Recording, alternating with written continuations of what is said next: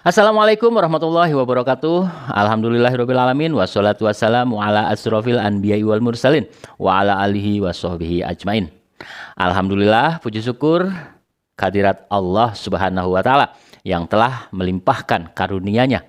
Karunia nikmat kepada kita semua. Baik nikmat iman, nikmat Islam, nikmat rohani, dan nikmat jasmani.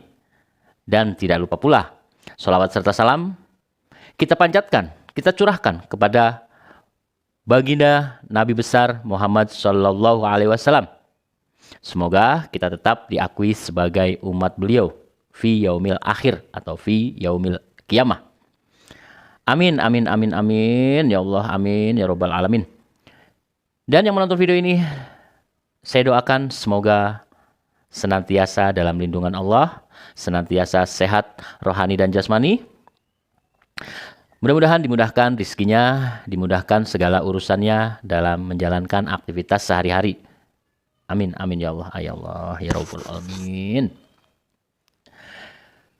Video kali ini saya akan mereact sebuah video yang datangnya dari YouTuber negeri di seberang sana, negeri jiran. Yaitu dari channelnya ML Studio. Jangan lupa like dan subscribe ya channel beliau ya. Channel ML Studio, nanti linknya saya taruh di deskripsi di bawah ini. Dan video yang akan kita react yaitu berkenaan atau bertajuk atau bertemakan tentang bahasa Jawa atau bahasa-bahasa yang ada di Malaysia yang sudah pupus atau sudah hilang keberadaannya, sudah tidak dipakai lagi. Ternyata di sana ada banyak bahasa, konon katanya gitu ya, hampir sekitar 134 bahasa. Wow, banyak ya. Ya Indonesia juga banyak ya. Itu bahasa daerahnya, tetap bahasa negaranya, bahasa bangsa Malaysianya itu menggunakan bahasa Melayu. Ternyata banyak juga di sana. Dan karena pada waktu itu tahun 1950-an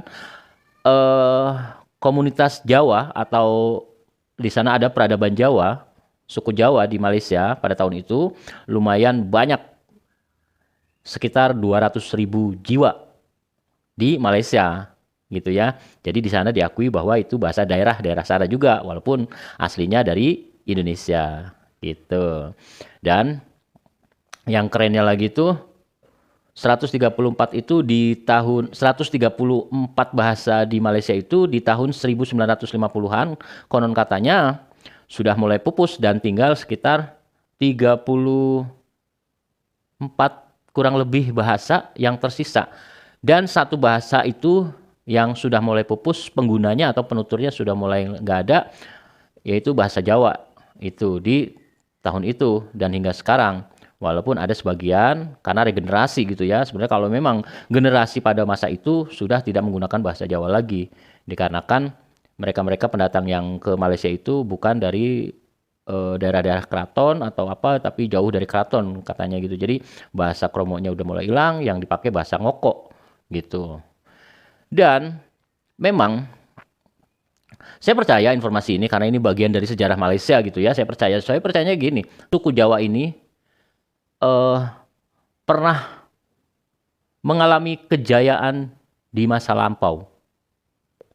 Orang Jawa ini menggunakan bahasa Jawa, suku Jawa ini pernah berjaya di masa lampau. Dia punya peradaban yang sangat luar biasa di masa dulu gitu ya. Dan orang-orang Jawa itu apa ya? Bukti-bukti dari kejayaan orang Jawa di masa lampau itu banyak sekali. Satu, banyak ilmuwan pada masa itu. Contohnya penanggalan atau kalender. Orang Jawa punya kalender tersendiri. Kalender Jawa, ya kan? Bahasa Jawa sendiri. Tulisan, walaupun ada serapan dari tulisan-tulisan India, tapi tetap itu sudah diciptakan oleh ilmuwan Jawa yang akhirnya berbeda dengan tulisan India gitu ya. Terus bahasa, tulisan, penanggalan, terus arkeolog juga ada di sana. Terus itu yang keempat. Terus yang kelima, bukti-buktinya yaitu arsitektur. Orang Jawa itu punya arsitektur yang sangat luar biasa. Walaupun tetap tidak terlepas dari budaya-budaya India ya, Hindu dan Buddha itu tadi. Dan udah berapa lama sih kejayaan suku Jawa di masa lampau? Coba kita perhitungkan. Ini hanya perkiraan dan analogi otak saya sekarang aja ya. Bisa salah dan benar. Coba mohon koreksi kalau salah ya. Indonesia itu dijajah 300 tahun. Dan setelah merdeka sudah 77 tahun. Berarti 370 tahun. Jadi suku Jawa pernah berjaya sebelum dijajah Belanda. Gitu ya. Pada zaman kerajaan-kerajaan Majapahit, Sriwijaya, zaman-zaman Patih Gajah Mada itu ya, yang dia mengatakan atau memberikan sumpah palapanya itu ingin menyatukan Nusantara, termasuk Malaysia, Singapura, Thailand, Brunei, dan itu. Apa jadinya Malaysia kalau suku Jawa dari tahun 1950 itu bahasanya berjaya, dan suku Jawa itu berdiri sendiri di Malaysia seperti India dan China ini? Sudah pasti Malaysia suku aslinya tersingkirkan. Suku Melayu dan bahasa Melayu pasti tersingkirkan. Kenapa? Karena sekarang saja bahasa Melayu sudah tersingkirkan dari China dan India. Coba kita lihat dari sisi etnis tadi ya. Orang Cina menggunakan bahasa ibunda mereka yaitu bahasa Mandarin. Orang India menggunakan bahasa Tamil. Orang Jawa menggunakan bahasa Jawa. Orang Melayu menggunakan bahasa Inggris. Wah, orang Melayunya sendiri nggak pakai bahasa Melayu, tapi pakai bahasa Inggris. Seperti apa kan jadinya kalau memang itu bisa berdiri kokoh satu komunitas Jawa ini memegang teguh branded Jawaisme gitu ya.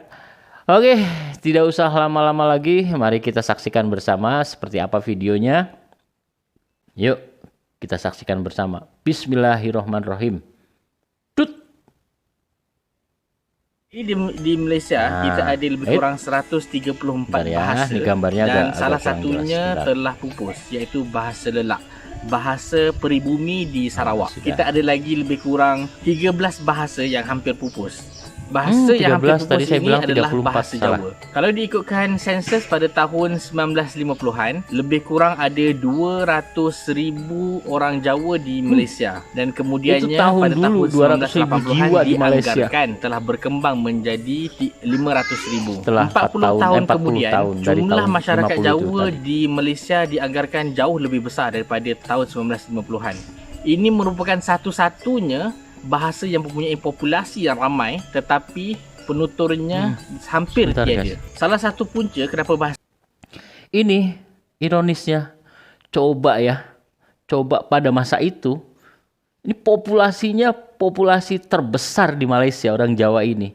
Cuman sayangnya penutur bahasa Jawanya tidak sebanyak populasinya. Wow.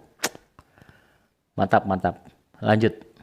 Bahasa ini hampir pupus adalah kerana tiada formal status di mana-mana negara. Bahasa Jawa di Malaysia bukanlah bahasa rasmi. Daerah. Di Indonesia juga bukanlah bahasa rasmi, hanyalah bahasa daerah. Yang kedua, kerana bahasa Jawa ini mempunyai dua ragam, iaitu ragam Ngoko, iaitu bahasa kasarnya, dan juga bahasa yang lebih halus, iaitu ragam Kromo. Rata-rata rakyat Malaysia yang berketurunan Jawa masih lagi boleh bertutur menggunakan ragam Ngoko, bahasa kasar. Tetapi ramai yang tidak boleh bertutur dalam ragam banyak Kromo. Yang tidak bisa. Ini kerana lingkungan mereka terdiri daripada orang-orang yang lebih tua yang menuturkan menggunakan bahasa kasar sahaja kepada anak-anak muda. Jadi bahasa yang diperturunkan itu hanyalah bahasa-bahasa kasar sahaja. Dan kemudian telah banyak menyerap kosakata daripada bahasa Melayu. Dia telah mencairkan kosakata bahasa Jawa itu sendiri. Yang ketiga, kebanyakan anak keturunan Jawa yang berada di Malaysia, mereka duduk jauh daripada keraton, iaitu istana. Jadi apabila mereka duduk jauh daripada keraton, bahasa-bahasa yang halus ini tidak digunakan di lingkungan mereka. Jadi bila kurang digunakan dan tidak dibawa ke sini, jadi itulah salah satu puncanya yang menjadikan bahasa Jawa ini semakin pupus di Malaysia. Kita tengok hari ini, jika orang-orang Melayu sudah mula tidak menggunakan bahasa Melayu, kita akan kata kan? Oh, orang Melayu ni hilang jati dirinya. Tapi macam mana pula kita nak cakap dengan ramai orang-orang Jawa, anak keturunan orang Jawa yang ada di Malaysia ini yang tidak lagi boleh berbahasa Jawa. Mereka juga telah kehilangan jati diri mereka. Jadi apa yang kita perlukan supaya bahasa Branded Jawa Jawanya terus tidak dipertahankan. dilestarikan adalah dengan kita mempromosikan budaya Jawa, mempromosikan bahasa Jawa supaya Ini digunakan yang bahasa di tulisan lingkungan seperti ini yang tadi saya dan bilang. terus dipelajari oleh anak cucu orang Oleh Jawa di ilmuwan Malaysia. Jawa pada masa Kata itu. pepatah Jawa, wong Jawa ojo nganti ilang Jawa ni. Ini Ataupun dalam bahasa halusnya, tiang Jawi sampun ngantos ical Jawi. Jawi nih. Oh ya, oke. Jadi seperti itu ML Studio ya. Jangan lupa like and subscribe. Videonya pendek, singkat, tapi cukup menginformasikan, cukup menginspirasikan kepada kita generasi penerus bahwa kita sebagai generasi penerus kita harus memegang teguh branded atau budaya-budaya Indonesia. Mau yang dari Kalimantan, mau yang dari Sulawesi, dari Jawa, dari Sunda, dari Bali, tetap nggak usah malu-malu. Tetap kita publikasikan, kita eksplor kebudayaan kita, bahasa kita. Jangan pernah malu.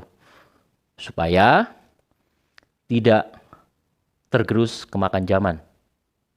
Nantinya anak cucu kita tidak menyesali, tidak menyalahkan kita, para sesepuh-sesepuhnya.